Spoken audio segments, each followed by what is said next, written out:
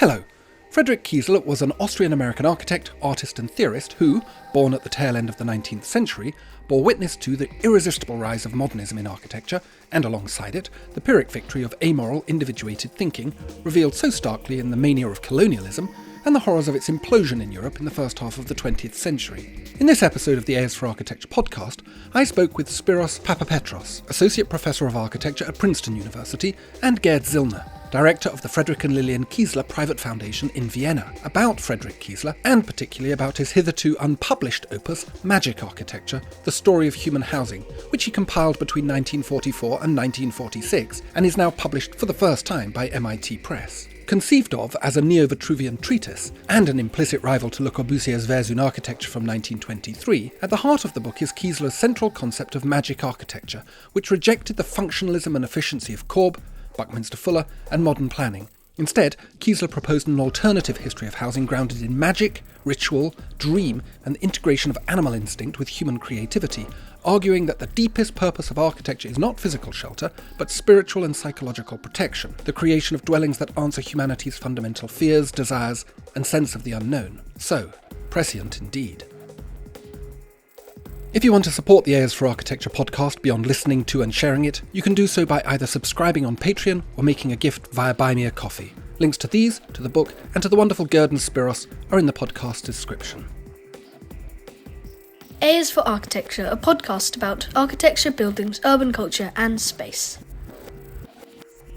Hello and welcome to another episode of the A is for Architecture podcast. I'm delighted to be talking today to two scholars from two different continents, Spyros Papapetros and Gerd Zillner. Thank you, Gerd. Thank you, Spyros, for joining me. We're going to be talking about your most remarkable book. I think we'll get into why it's most remarkable. Magic Architecture, The Story of Human Housing by Frederick Kiesler, which you edited, having found it, as I understand it, and published with MIT Press. Before we get to that extraordinary book and the character himself of Frederick Kiesler, Spyros, Frederick, I would love you to introduce yourselves, please. Sure. I'm Spyros Papapetros. I did study architecture in Athens at the National Technical University. Then I did a graduate diploma in history theory at the AA, the Architecture Association in London, when Mark Cousins was there and responsible for the program. And then I went straight to Berkeley. For my PhD, I was housed in architecture, but I ventured outside architecture in all the wonderful departments that were there, at history, rhetoric, intellectual history. And I was very lucky to study with a host of people that were just incredible, from T.J. Clark and Michael Baxendale in art history, Jay in intellectual history, Kaja Silverman and Leo Bersani in rhetoric. And so these various influences very much inform my work, but also the people whom I study, like Frederick Kiesler with his very interdisciplinary research interests.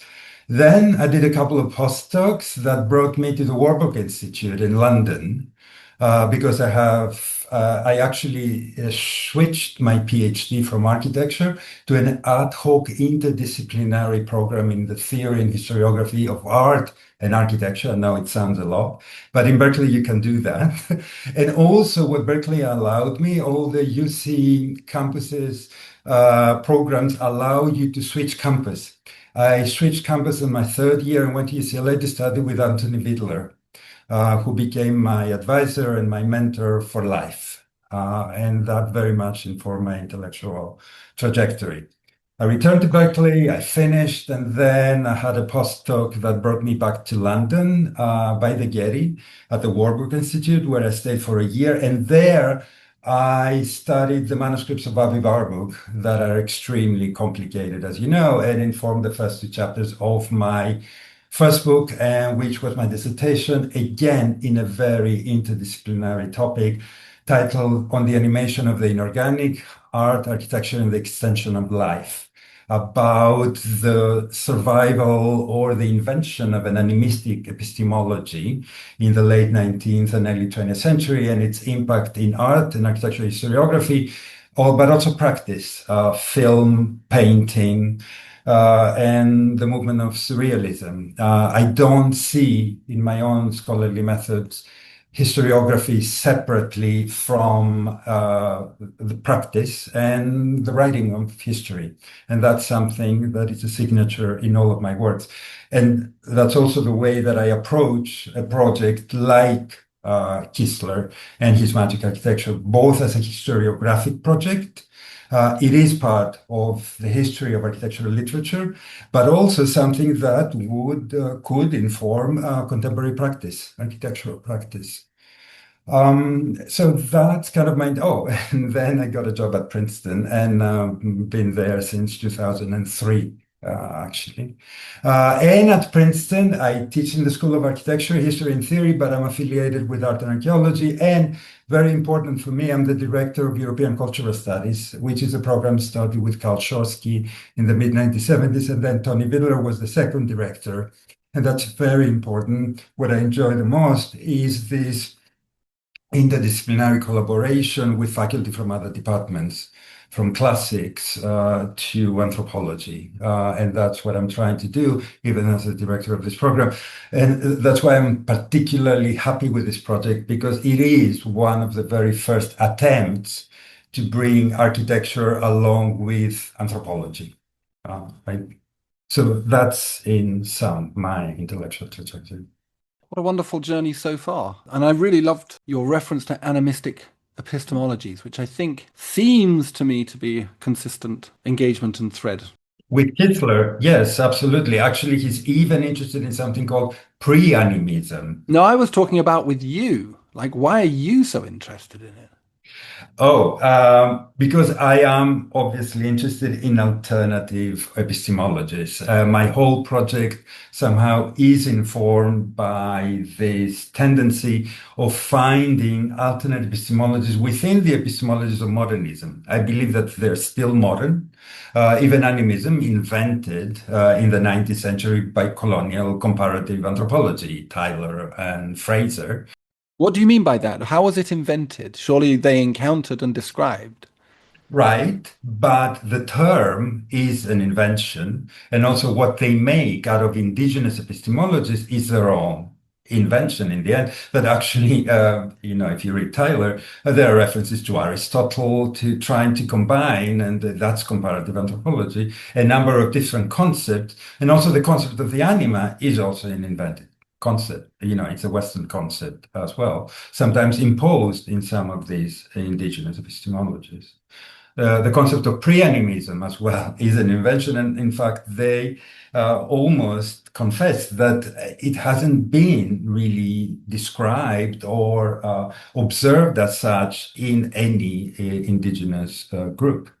But at some point, it had to be invented. Something had to be before the level of individual souls, individual personalities, property, something that would describe a world beyond individual powers. And that I find very interesting. And I think it's also a culmination of Kiesler's thinking while he's reading early 20th century anthropology and ethnosociology like Levi-Bourne in his own text.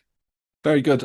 Gerd, I think it's your turn. Have you also globe-trotted intellectual campus? So I am, from my training, I'm art historian and archivist. And so I studied art history in Vienna, and after my studies, I took some courses in archival studies. And during my studies, I earned money with doing art handling, a lot for exhibitions.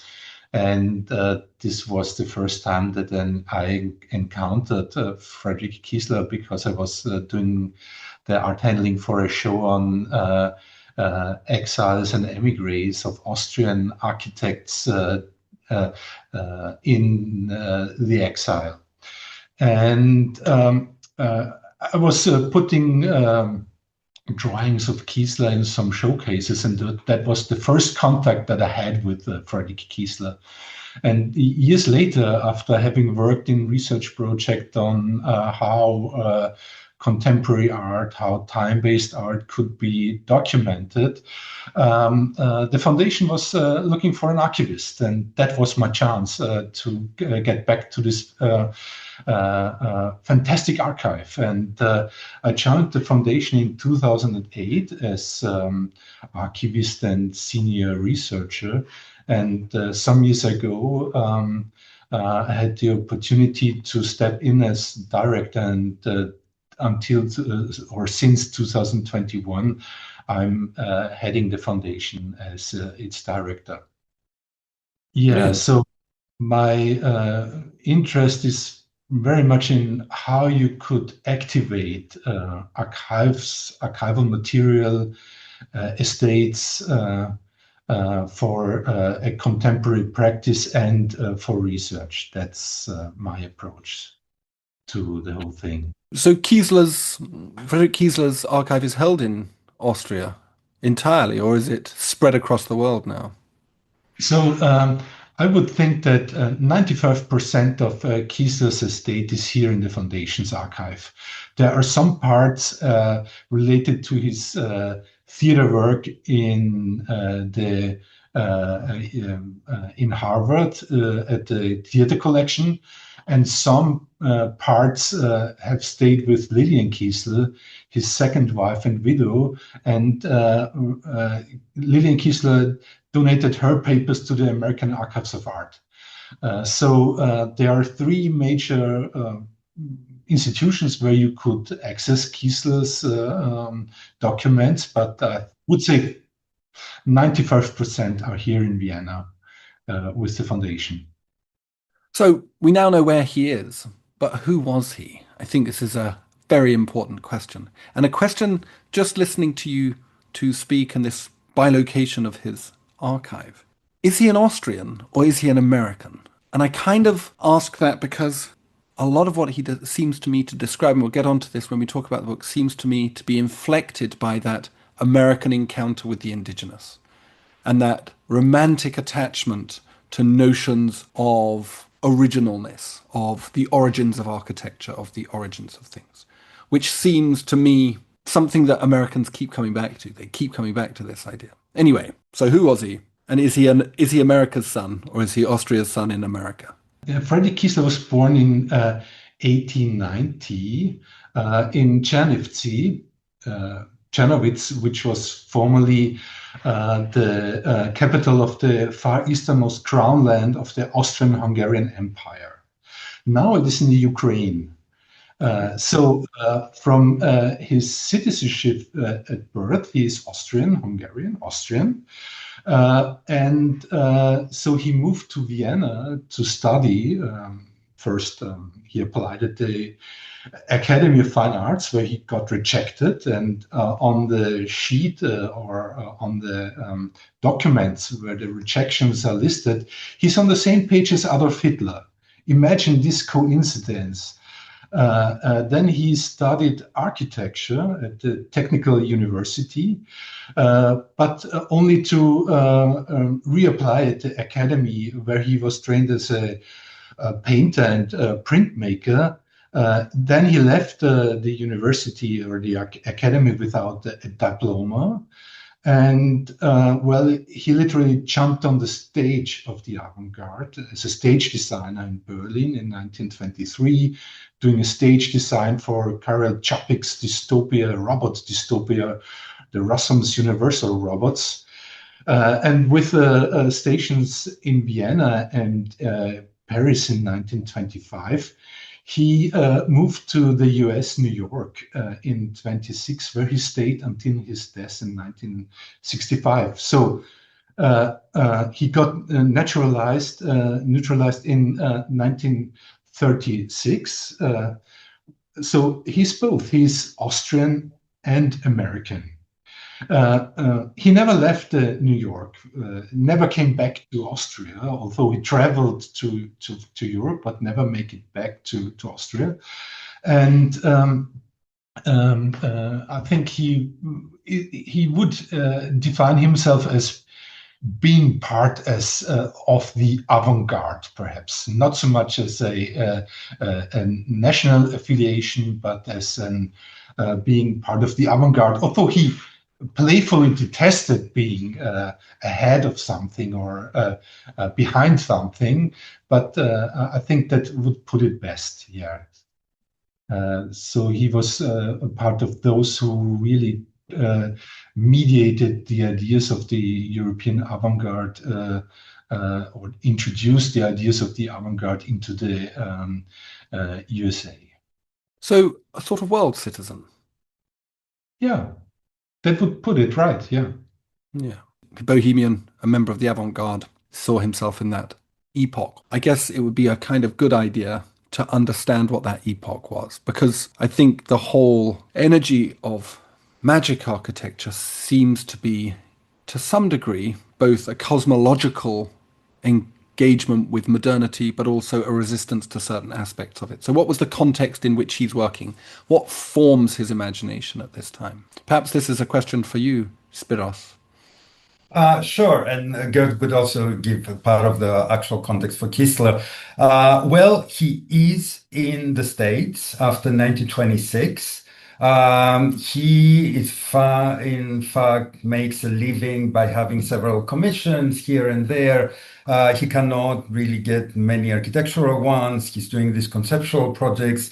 Very important is his engagement as a teacher at the Laboratory for Coriolis Design at Columbia, where he tries to establish an experimental practice which is very interdisciplinary. For example, he would ask faculty from anthropology, from the natural sciences, from chemistry to come lecture on his big project on the vision machine or vision in general. And they would give very specific scientific lectures. And we have the notes from the students actually on these aspects. For example, he invited Ashley Montague, a physical anthropologist, to give a lecture on the origin of human vision, the formation of eye sockets in the skull, etc. So he was very interested in that. And he even had a reader that has so many different texts, some of them in French and German, and he would expect his students to read something like that. So that's the kind of intellectual climate in which it's happening.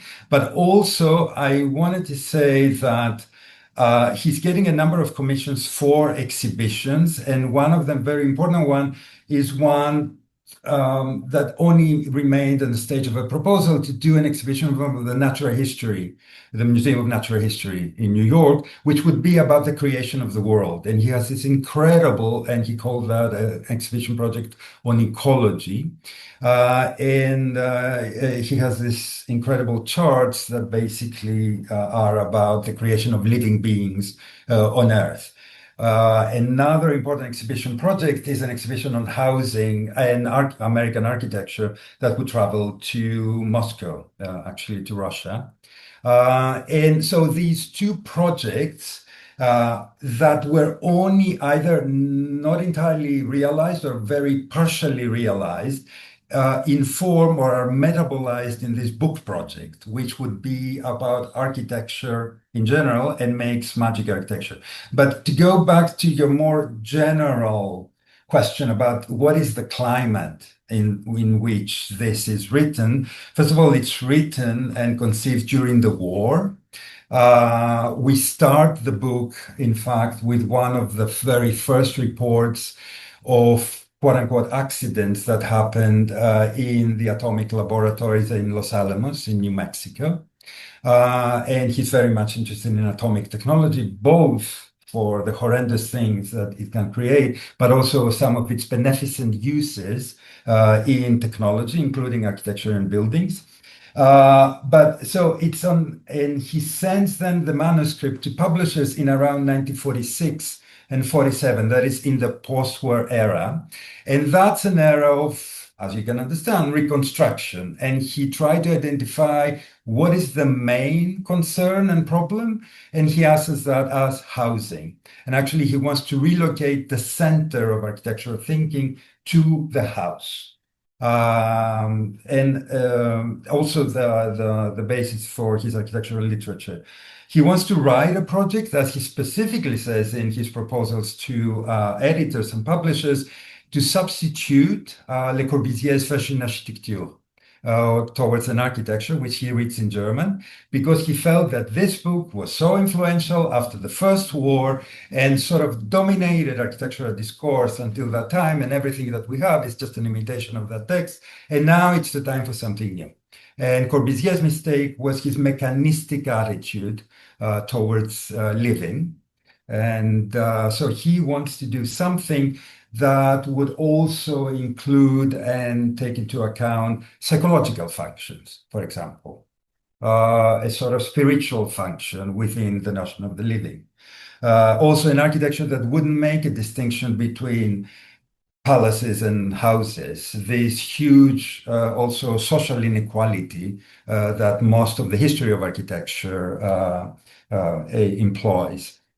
So that's the intellectual climate, and that's the ambition of the work in which magic architecture is being born. Gerd can talk more about his ambiguous situation or attitude towards fellow architects and, of course, artists, and especially the surrealists, with whom sometimes he's closely affiliated, but also he wants to distinguish his position. I think that's an important thing to try and understand, is what is his relationship to the profession? Because obviously he has this attitude towards the god that is Le Corbusier, but we all do. So does everyone. That doesn't distinguish you. How was he approached, and how did he engage with the profession of architecture? How did it engage with him? So he was discovered in a way by in Berlin by Theo van Doesburg. And this was his first point of reference to architecture. And then he had a close relation with Adolf Loos in Vienna, was commissioned by Joseph Hoffmann, so two very different positions. And in America, he after being in those circles of other Central European designers and architects, he got into contact with Buckminster Fuller very fast, and especially with his entourage of Buckminster Fuller. And but he didn't stop there. So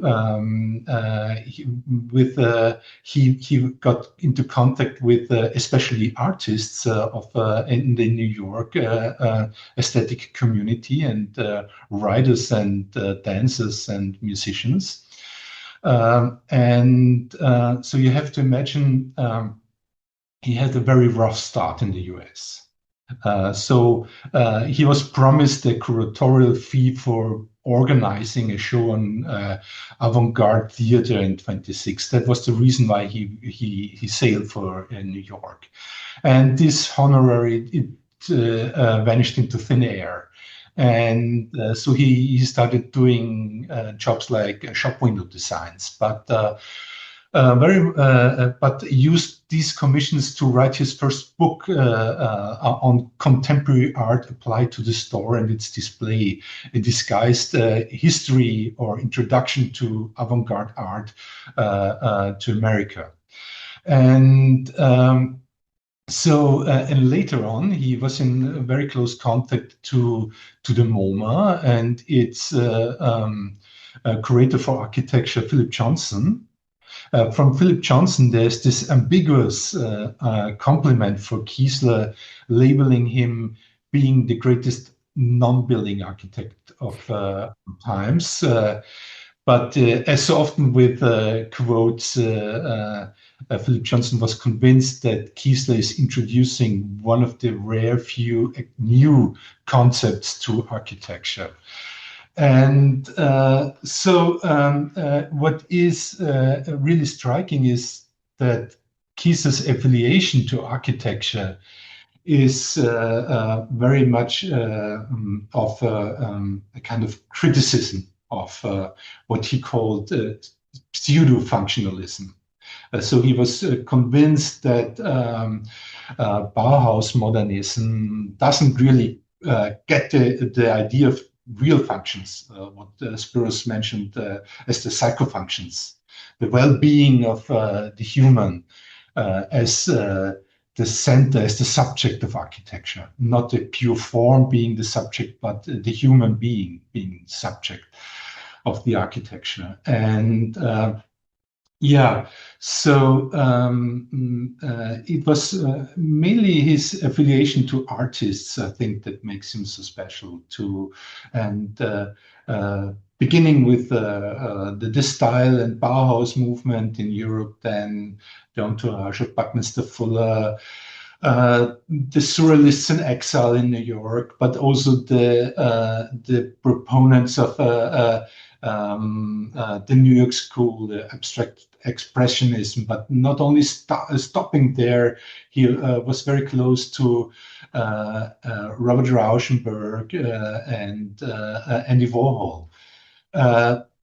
So he has a very troubled relation to other architects and architecture in special. Approach to your question about what's his relationship to practice, I would say he has an ingenious kind of strategy of actually taking a very humble commission and turning that into his research project, which is infinite, cosmological. For example, he gets to write a book about window the design, a shopping window design, and the book in the end reads like the first history of avant-garde art.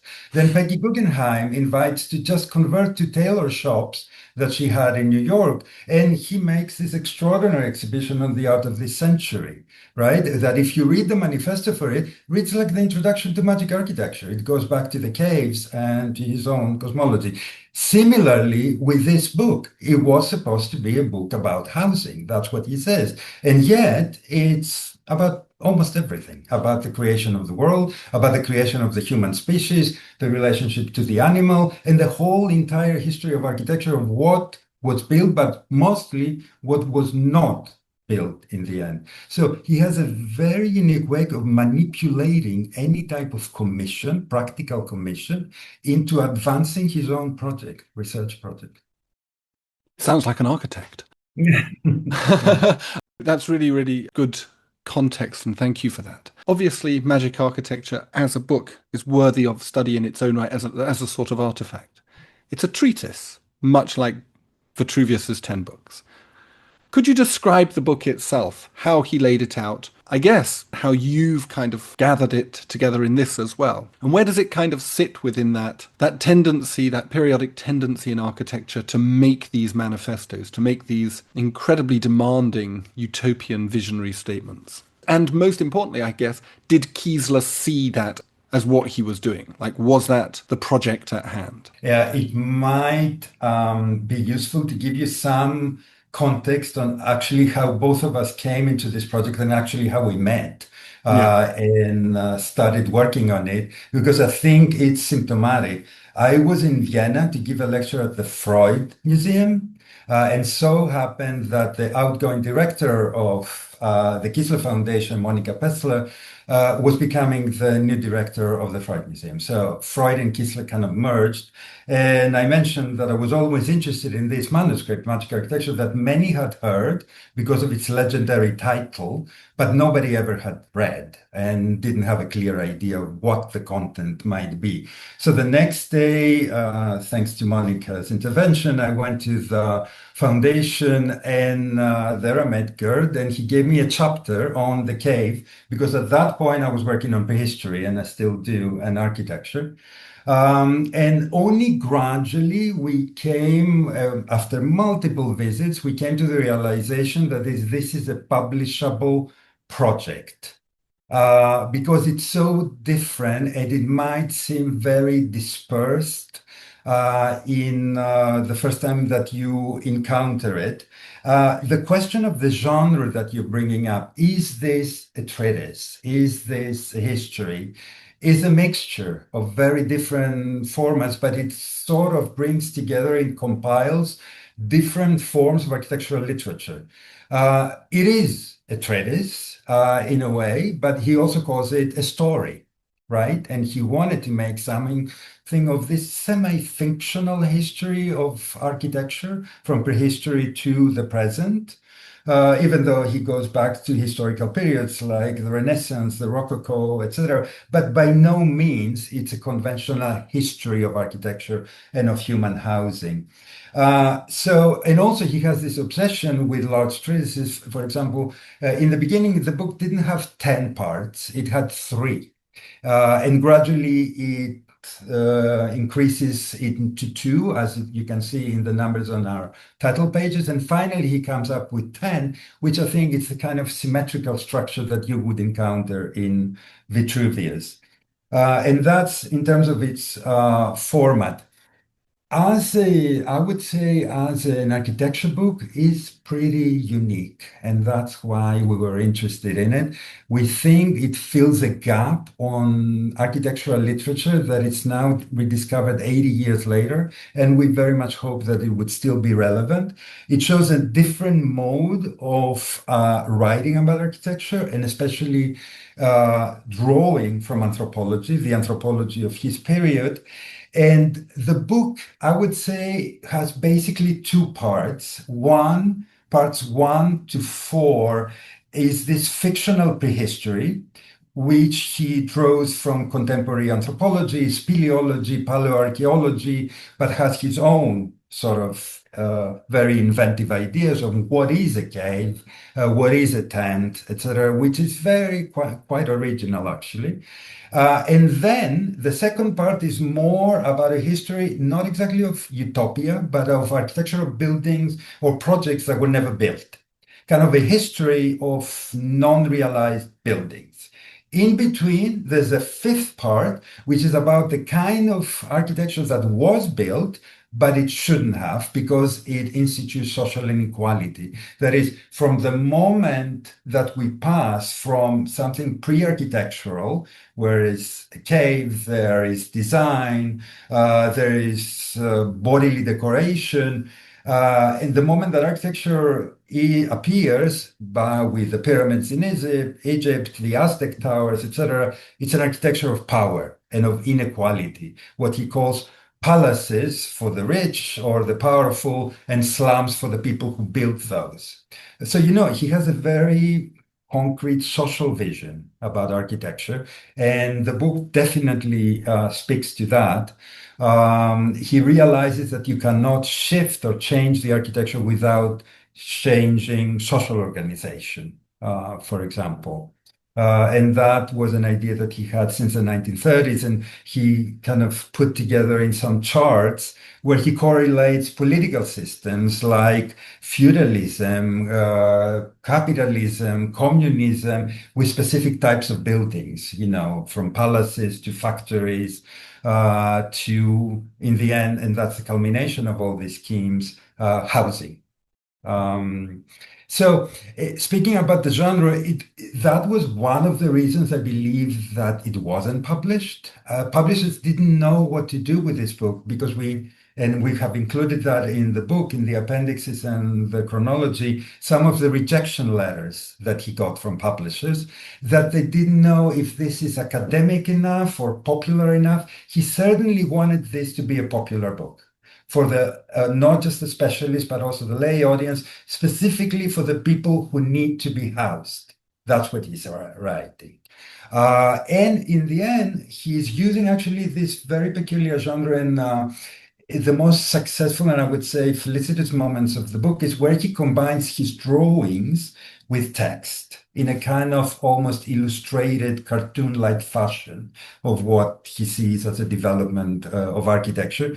And he was encouraged to do that actually by one of the publishers that he was rejected by.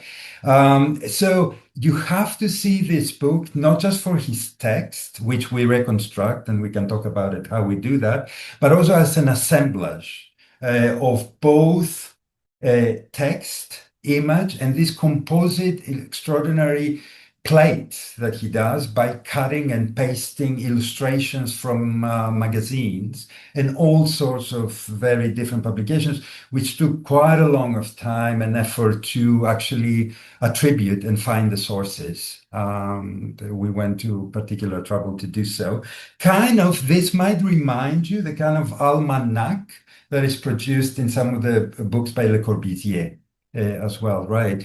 You have images of indigenous cultures right next to a Buckminster Fuller, for example, or to indigenous art right next to Renaissance art or Bruegel or 18th century art, etc., making something of a compendium under this rubric of magic architecture.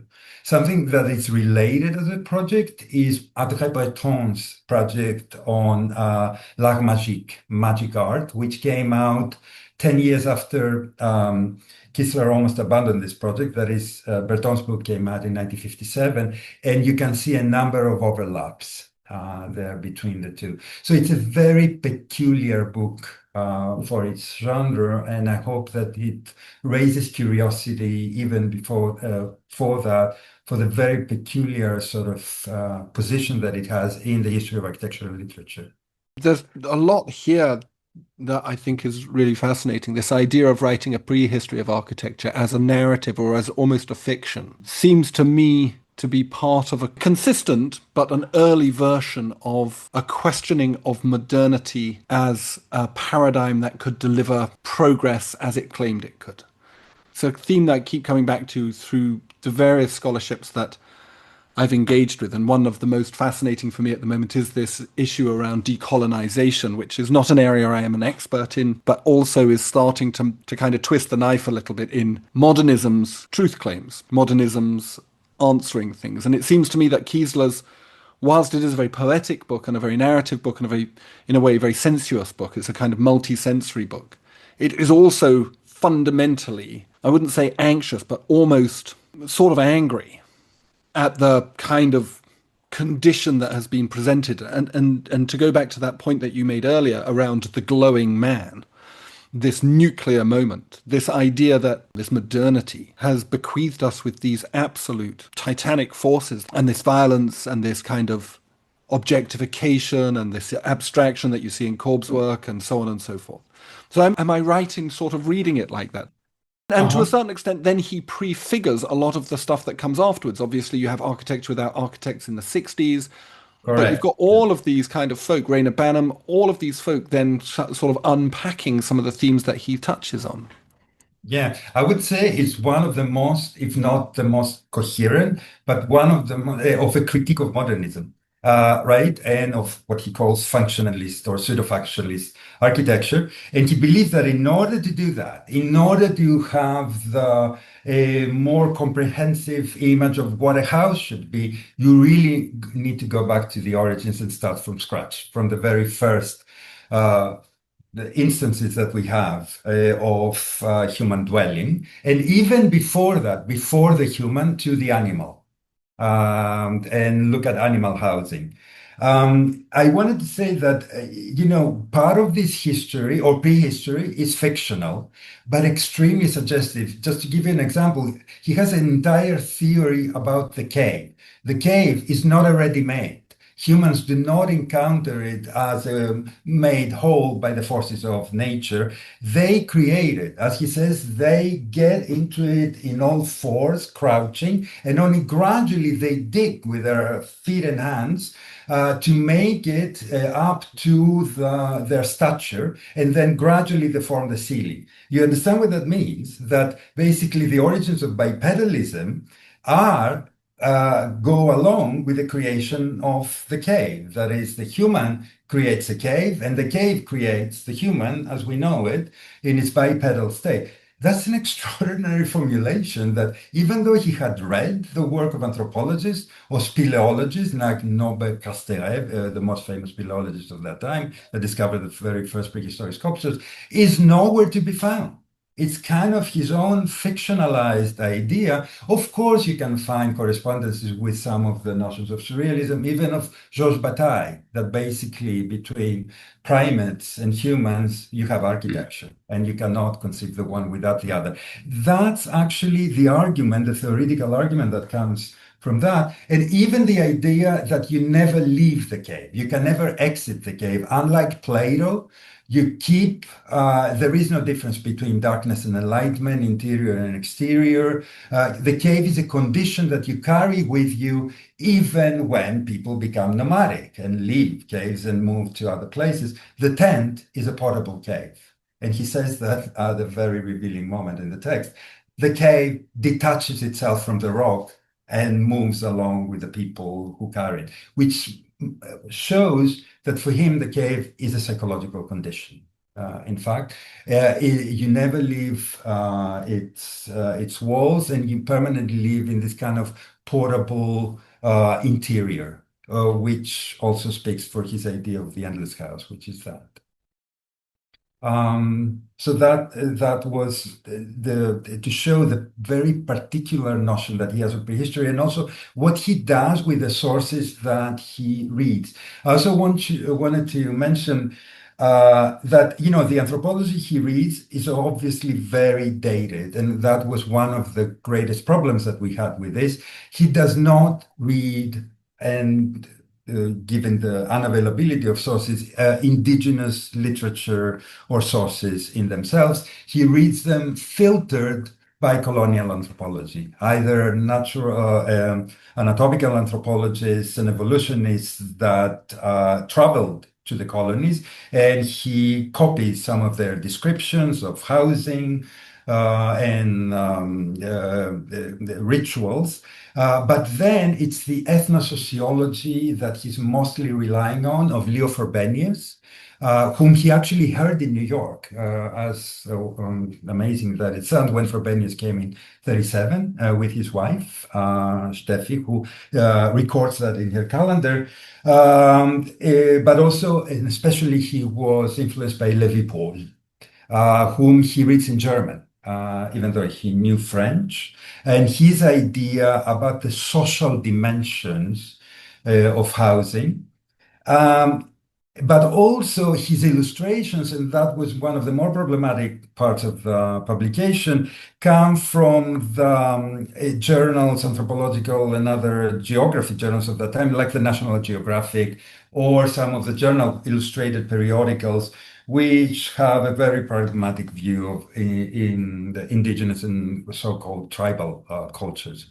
So we have to see some of his involvement with anthropology through the lens, and we had to distance, and that's why I had to write this very long introduction to situate his contact with anthropology within the historical context of the 1930s and the 40s at that period. I touched on this before. The book used this word assemblage, which I think is a really interesting way of presenting it. And it seems to me that Kiesler's work sort of prefigures a lot of the stuff that we do now that we call interdisciplinary or transdisciplinary. You're not going to get a research grant without looking like you're one of those doing that kind of project. But in his case, it doesn't seem to be a kind of applied thing. As I put in my notes to you, it seems to be much more inherent to the project itself, that he adopts an interdisciplinary imagination as a means of trying to get in amongst the subjects of his inquiry. That to be a proper sociological anthropologist, to do proper ethnography, one needs to be transdisciplinary or interdisciplinary. I've been thinking about it recently in relation to Gothic cathedrals, how when we describe Gothic Christian cathedrals or temples from other cultures, from pre-modern times, we always describe them through the modernist prism. And as a consequence, we don't really understand them at all. They're impossible for us to understand from within that prism. And it seems to me that his interdisciplinary quest is to actually get himself inside the head of the people that he's encountering, because otherwise we end up in this kind of top-down situation where there's essentially imperialist or colonialist imagination where you are applying to people what you assume to be their logics, but it's really just your logics. Is that a fair description of how his assemblage approach goes? Maybe Gerd? It comes close to it. I think it's based in his own practice. So he's trained as a painter. He's trained as an architect. He works for the theater. He writes a lot. So for Kiesler, those boundaries that we so often use to define our subject of interest, they didn't exist for him. And that's somehow also informing this book project, which in a way is a research project. So when we started with it, we first had to deal with the question, do we fail Kiesler, or are we doing him a favor if we publish the book? So it never was finished. It never got published, so we were going through all those documents, which are in a way an assemblage, which are in a way, especially when it comes to those marvelous illustrations, are compositions of visual materials taken from very disparate parts and combined together, I think. For Kiesler, in his own practice, it was very important to tear down this boundary between practice and scientific work. So he really wanted to reformulate architecture or design as a scientific project. So that's what he was very interested in the late 1930s, and especially at the Laboratory for Design Correlation at the Columbia University, which in a way was a basis for all his following projects like magic architecture. And this research-based praxis was not always was part of his design or architectural work, but also his writings. So it's today, I think we would use the term scientific or artistic research or arts and science or something in it. So he didn't have a training as an anthropologist or as a historian or as a sociologist. So, but he was very good at taking those parts, the separated parts, and doing something own out of it. And I think that's really a red thread that runs through this book. So he's not dealing with, and that's what he's writing in his letters to publishers, he's not trying to write a history of styles, but he's trying to do something like a morphology or a cultural anthropology of architecture. When does building become architecture? So early man builds. The animals are building. Nature and the universe is building. But when does this building become architecture? And he sees one of the approaches in applying epistemologies of magical praxis to researching architecture. I think that's, I don't know if that raises more question than giving an answer, but I think, it's Kiesler is the architect of the endlessness. So the book itself, it has no beginning and no end. It runs in circles. When you're at the end of it, it goes back to the beginning. So that was one of our major tasks, to put together those chapters that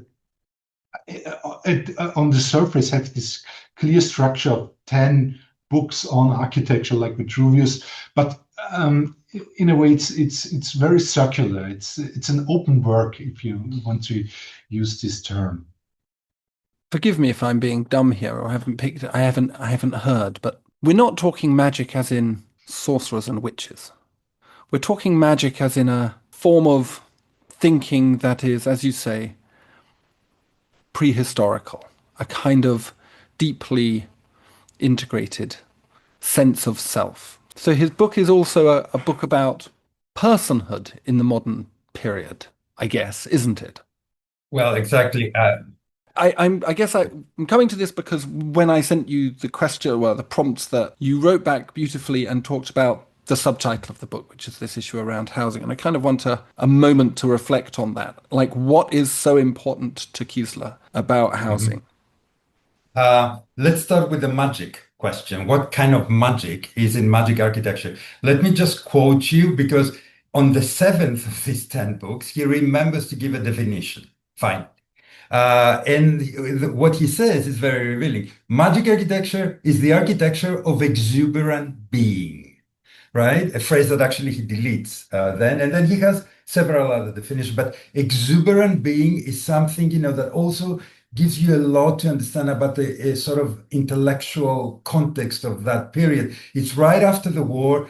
Exuberance is a very important term for surrealists and others to show their opposition to this functionalist idea of scarcity, of adversity, etc., on which you can act exuberantly. So through magic architecture, you can live this exuberant life with very restricted means. And we know actually from his actual projects that he was using very trivial kind of means, whatever, to make his architectures.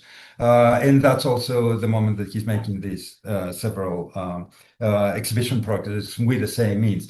But let me continue with a series of definitions that he has about magic and magic architecture. Magic architecture is the incarnation of life. Magic architecture is the reality of dreams. Magic architecture is dream/reality. Magic architecture is the embodiment of dream reality. Magic architecture is the shelter of dream reality. Magic architecture is the reality of dreams. Magic architecture is the incarnation of dream in reality. Again and again, and that's draft, the two terms, dream and reality, which he wants to bridge at some point. To him, magic is not some supernatural phenomenon, as you said, of witches, etc., etc. It's in the world. It's this idea of everyday magic, magie quotidien, that Breton also had, that you can encounter magic every day in your everyday life. And that may be one of the reasons that actually the title at some point shifted from magic architecture to everyman's architecture. Something that it's based on everyday life and to all people who live in solidarity, and they actually are the type of architecture that is the architecture of the social community embodies this magic architecture. He reads theories of magic, but some of them are very dated, like James Fraser's, for example, The Golden Bough. He had a 2-volume edition in his library. But to him, magic is, as I said, something that unites the real with the dream. And that's also his distinction from the surrealists, which are kind of invested on the realm of the dream, and that he wants to bridge with reality in what he calls co-reality. That is, there are multiple realities that one can inhabit. Also, he treats magic as a spatial practice. That is an approach towards space, and I think that's been shown. Location is very important, the creation, the setting. That's part of how one can create magic through architecture. And he locates that, as you said, in the most profane of architectures, that is no longer on temples or monuments and museums, but in the house.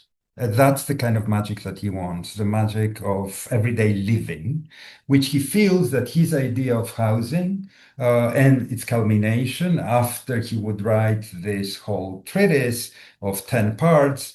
We know that it's not completed, but eventually some of these ideas are informing his next big and most well-known architectural project, also never built and wasn't meant to be built, of this conceptual model of the endless house. Right? That's one of the peculiarities of Kiesler, that one project, an exhibition project, for example, feeds into a book project. Then the book project is unfinished or unrealized, and then it will feed into an architectural project like the Endless House. So there's an endless conversion of ideas from one format to the next, but the one informs the other. I think Gerd could speak more about his very peculiar understanding of housing, and especially the endless house, which is being formed at that time. Yeah. So yeah, thank you. It's I think that's one of the amazing qualities of Kiesler, to shift ideas between various fields, and the endless house in a way is one of his most known projects. So never realized as most of his book projects like Magic Architecture, but influential. But not only influential on the level of its formal aspects, mainly of its concept. So it's Kiesler has this holistic concept of building design with man as the nucleus of different environments acting with forces, interacting with forces, and so. In your it also fits to one of your questions to what did Kiesler resist, Ambrose? You asked this question, and it comes back again to Le Corbusier. So he really detested the idea how Corbusier's architecture was labeled as a machine for living. He conceived his project as, or his endless house, his idea of a single family home as a living organism, or like a metabolism, where forces are degenerated and regenerated. So this all is part of the endless house that you don't see it if you look at it in a very formal way. But I think that is the quality of the whole project. And it's also referring to the cave that gets portable. So when Kiesler was asked how this endless house, for example, works, this very forceful enclosure, he perceived it that floating. It could also float. It could float on the water. It could rest on the surface, but it could also be lifted up on stilts. So it's the idea, for example, of the cave getting mobile is also the nucleus of his endless house, and it's he never finished it. And when he approached publishers, and perhaps that's following up one of your other questions about magic and the difference to occultism. Some of the publishers, they were not able to deal with Kiesler's concept of magic architecture because they thought of something like Kurt Seligmann's Mirror of Magic. Kiesler knew Kurt Seligmann personally, and he knew him very well, but he didn't want to write a similar thing, a story of occultism. So I think that's one of the some of the publishers, they really were they didn't want to be labeled, and they didn't want to publish something like a history of occult architecture. But others were disappointed because it's a history of everyman's architecture, and not so much this fancy and history full of witchcraft and occult things. So one of the things that makes the book so interesting today, its title, Magic Architecture, in a way was a burden to find a publisher back then in his time. That's really interesting. Thank you very much for that. I want to finish with one last question. You've mentioned, Spyros, you've mentioned this notion of correalism, which, as I put in my notes, seems to kind of prefigure a lot of what we're talking about now in architecture around the relationship of humans to the natural world, and the relationship, of course, for architects between their buildings as ecological entities, as you, Gerd, were talking about this idea of the endless house, this house as a biological system rather than as a machine, as an emergent property of materials and processes rather than as an object that is placed by a great mind and then stepped back from. So I really love this idea of crealism, and I love the legacy that perhaps we have, and again, as I mentioned earlier, this more than human thinking in architecture, the way that people are, a number of my students just outside this room are designing buildings that are engaging with this notion of the more than human. So even though Kiesler, utopian, visionary, was unpublished in this book in his life, and even though he didn't build significantly large amounts of stuff, it seems like he kind of won the debate. That as modernity opened out, the ideas of Kiesler have become somehow disseminated. How do you understand this influence? And more pertinently now, what do we take from it now? In terms of how we practice, how we think about design, how we think about scholarship even, what can he teach us? What can Kiesler teach us now? Sure. Let's start with the question of ecology, which is very important to Kiesler. The second book or part of Magic Architecture is called Animal Architecture and Man's Ability to Build. So he connects the non-human with the human and with an idea of finding where does this, where our ability to build and construct architecture structures comes from. So he looks at animals, and specifically two animals, but for very specific reasons, the termites and the beavers. He chooses those two. The termites, because they are a very organized society, organized around building in their entire lifespan. And also it's important, I think, of several the experiences that he had in the Second World War, whereas he says they are produced and annihilated in millions, right? And in order to survive, they have to build.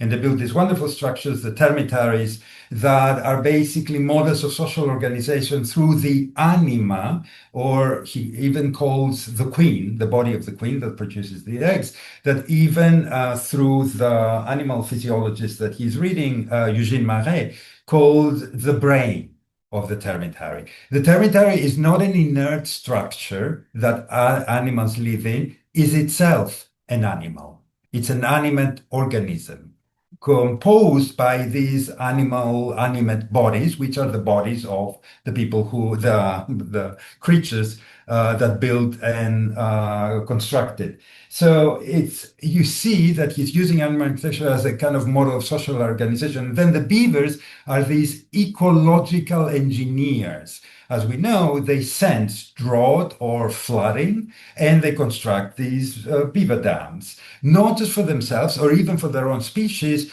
but for the larger environment, which they regulate. So to him, they act as these ecological engineers that look beyond themselves, in fact, which gives you another model of ecological responsibility and ecological sense and being in the world. But then he has this extraordinary formulation that what we call human actually is a composite of animal building techniques. Kind of this idea that we never invented anything that the animals hadn't already invented. Plating, piling, creating things like tiles or bricks. By, as he says, some of the animals use their mouths to do that, and saliva, like the termites, for example, to create something more concrete. So he sees any human building technique as having a precedent in animals. And finally, what creates not just human architecture, but the human being is the composition of these animal techniques. It's, I think, a very unique argument that basically it's these building techniques that create the human. Kind of like it's this building techniques that create the termite and its structure, and you cannot separate the one from the other, the termite from the termitary. In the same way, you cannot separate the human from the building construction that it makes, and the one shapes the other. So that's a very unique, I think, ecological type of thinking and writing that we hope, and that's our aspiration, that even though it was written 80 years ago and was never published, it may have an impact or have some response by the contemporary audiences. And that's our hope. In terms of the influence, Gerd can speak more to it.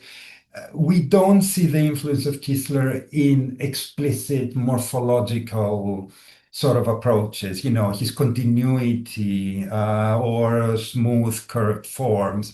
That's not exactly, the impact of that, but mainly in terms of the concepts, the ideas that he had about continuity, about social formation. Basically, it's these ideas about housing that he himself, I think he felt more content when people followed, and not the pseudomorphic kind of Kieslerian type of building that looks Kiesleresque, and yet it doesn't follow his theoretical principles. Gerd? Yeah, so I think that's it. So as one of the goals of the foundation is to work with university, we invite students from architecture and artistic university to the archive and discuss or doing like a workshop in the archive. And so as a feedback from those who get the training now, I think they are very interested in his holistic, human-centered, and not so much in his formal aspects. So there's this famous quote by Kiesler in his critique on pseudo-functionalism, where he said, "Form does not follow function. Form follows vision. Vision follows reality." So there's these three steps. So if you are starting with a new project, he would start with the existing facts, researching the world as it is, and coming to objectives, to define new objectives with the problems that we face every day. And from these objectives, or these new objectives, they could lead to new objects, but they must not lead to new objects. And if they lead to new objects, those objects immediately are getting part of the existing facts, the world that we are living in. Then they are getting tested, and then you get new objectives. So that's this never-ending, this endless design process. And the other thing that is, I think, a major interest of students and scholars today is his Corelist idea of different environments. So there's, of course, the environment which he defined as the natural environment, the ecology would be, as we would call it today. The other one is the technical environment, everything that is created by man. And the third environment is everything that man has as his hereditary. And these three environments, they act upon.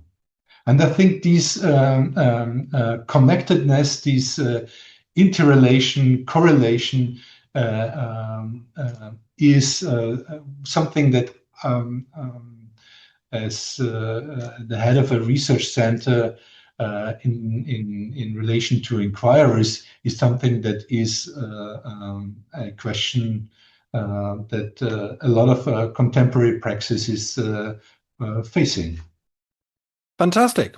That's a great point to finish on. Thank you very much, Gerd. Thank you so very much, Spyros. It's been amazing to hear you talk about this extraordinary man. Yeah, thank you very much for inviting us. Thank you. The woods became his background.